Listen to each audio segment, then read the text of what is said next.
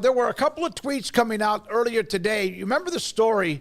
It's been in the last 12 months or so, in fact, where the Big 12 at least was looking at the possibility of private equity. So when this came out earlier today, Ross Dellinger, presidents and ADs today reviewing bids from 3 finalists in the league's pursuit of a capital partner. Sources telling Yahoo Sports, firms are proposing to infuse millions to schools. Redbird Capital has emerged as the leader, a decision expected in the coming weeks. And one of the things you thought about there was the fact that, was this private equity? Well, Ross then follows up with this. This is not a part of anything that was private equity. This is capital proposal. Last summer, of course, there was the private equity deal with CVC that was premature, never reached this stage because of hangups. CVC is not a part of the group of finalists trying to be a company, a firm investing money into the Big 12. Yeah, and so what the difference is that equity means that if I'm buying the Big 12, then I have equity in the Big 12. I'm part owner of it. Capital is an investment, which means that there will be interest.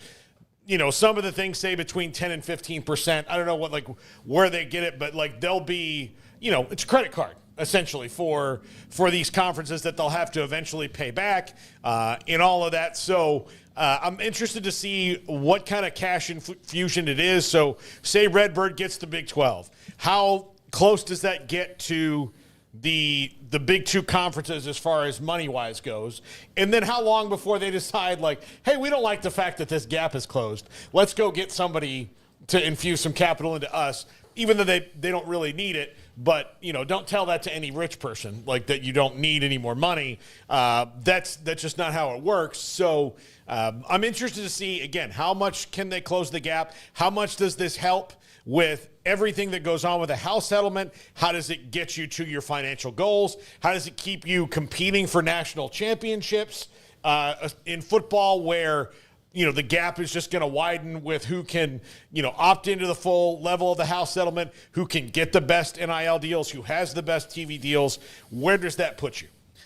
Yeah, it was interesting to see this come out, I guess, after the show yesterday or towards the end of the show, and just kind of stir the waters back up in regards to this conversation. I don't know how much it's really, been a conversation outside of the couple times that we've mentioned it, but it is something that's been still hovering and never entirely gone away with Brett Yormark in charge. And I'm not an investment guy, so I will lean on others who are smarter about these types of things to help explain it for people like me who aren't in the field and don't quite understand all the financial aspects of this. But you do have to kind of sort through stuff, because I'll tell you, just in Ross's mentions alone, there are about as extreme polar reactions as you can get. On the one end, you've got, they're going to use this money and they're going to go buy Clemson and Florida State and Louisville and, 8 other teams out of the ACC. And then on the other end of the less optimistic, this is the death of the conference. Mm-hmm. That's literally the 2 polls that I saw in just the responses to Ross's story was, they're going to go grab more teams, they're going to die. That was the two polls. So I don't know. I know it's somewhere in between. I don't think this is necessarily a hugely negative thing. I also don't know if this isn't like a lot of other things that get touched by private money, that they expect results, and when you don't provide them fast enough or enough of them, then they start to tighten the screws on you. With him clarifying it's not private equity, then no decision-making responsibility really, right, would be the way that you would take that. So that would be somewhat reassuring. But then I also have seen other people basically say, oh, well, that's still private equity. It's just called this differently. Mm-hmm. And so I don't know. I don't know. They're obviously looking for an infusion of cash. I do think this game of we've got to always play catch up and always try to stay right behind the 2 moneymakers it's like a endless journey. I mean, I don't know, the treadmill never stops in your pursuit of doing that, because what have we always said? Well, if it works for you, it's going to work for them too. Yep. So I don't know how this is a move where it actually boosts you and then doesn't boost anybody else to where you are in a tighter playing field, or if it's just going to be suddenly follow the leader and you catch up for a little bit and then they go, well, we're going to do it too now. And then you're back behind again and now you got to come up with something else. I don't know, but I'm glad the Big 12 is at least kicking the tires and not staying pat. I think staying pat just in general and not doing anything of any sort to try and drum up whether it's extra interest or extra money or matchups or whatever, that is going to be a slow death for you. So the fact they're being proactive I think is a good thing, but I do believe the devil is in the details. Like, this is a very vague report.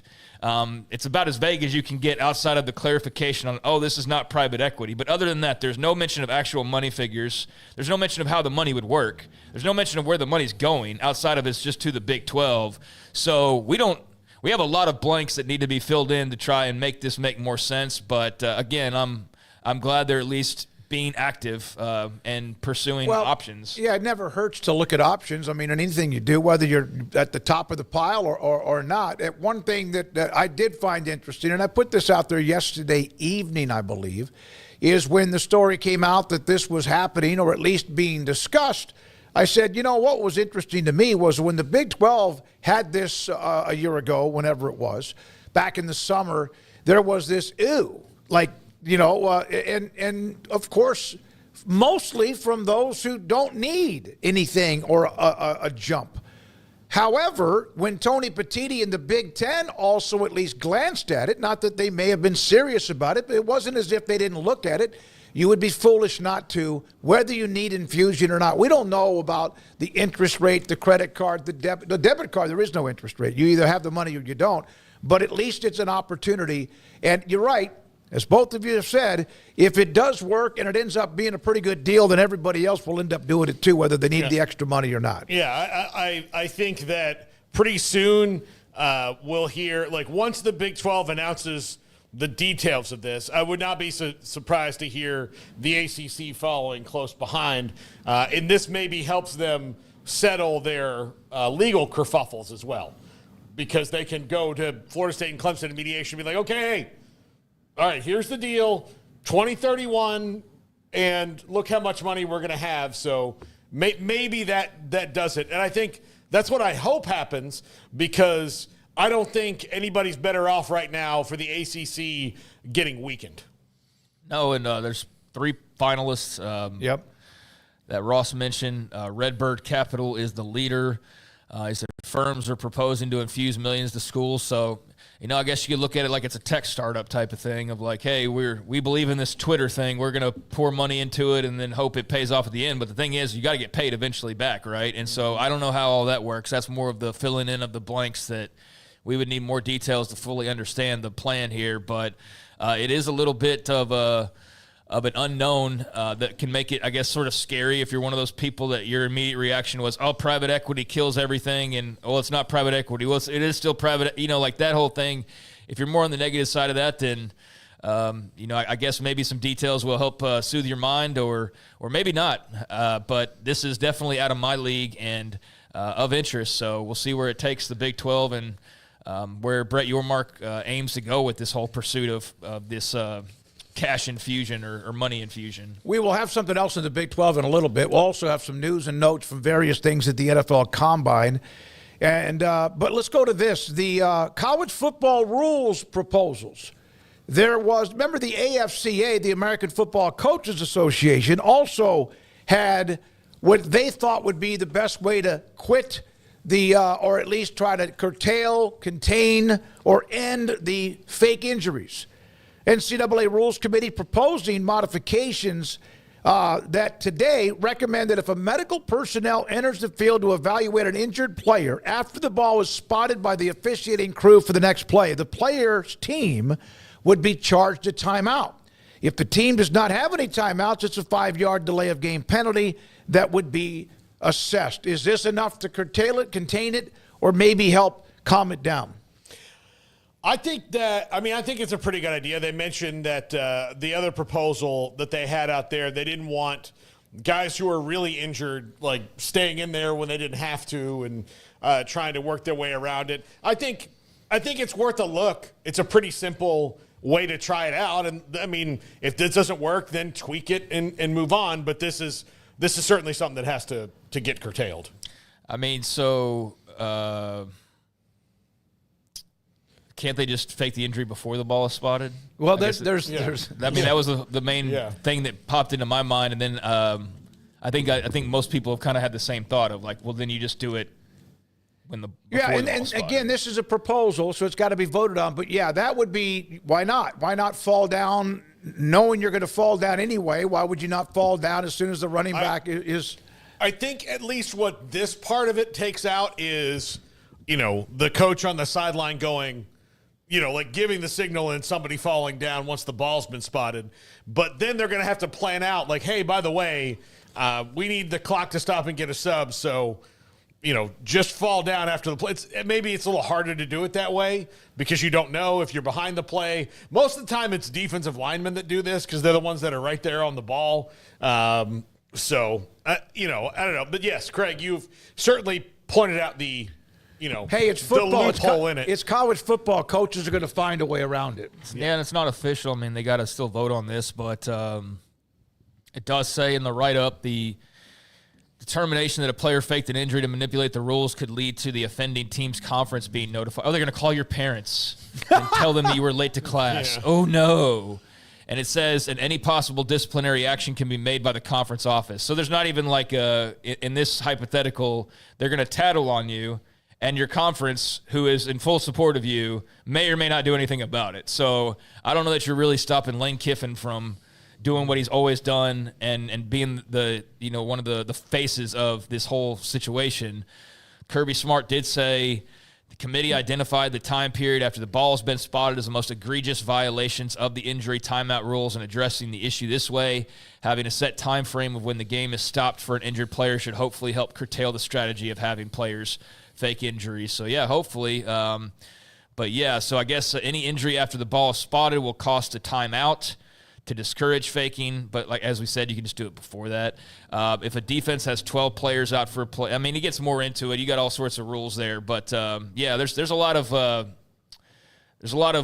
trying to figure some things out about the spot and 12 players in the field. I mean, there's a whole thread we could go through here, but yeah, on that in particular, I mean, there's not a strong solution that's just perfect. So yeah, you got to do what you got to do. Here's from the chat room, and we always appreciate when we get into topics that you might know more about than even we do as far as it gets into various parts. But Jayhawk Champ, I have personally benefited from private equity in my professional life, mostly from overseas PE private equities. It does work.